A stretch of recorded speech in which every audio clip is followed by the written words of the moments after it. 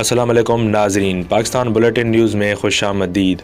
ख़बर शेयर क्यों पिया दादू मां रिपोर्टर रईस साहिल शेख जी।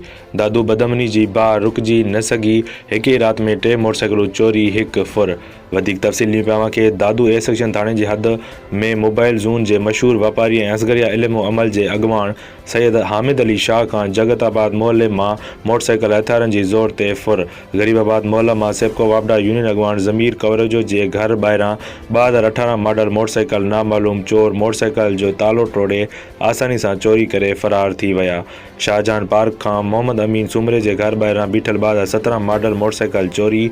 मोबाइल मार्केट मां शहरी जी मोटरसाइकिल चोरी।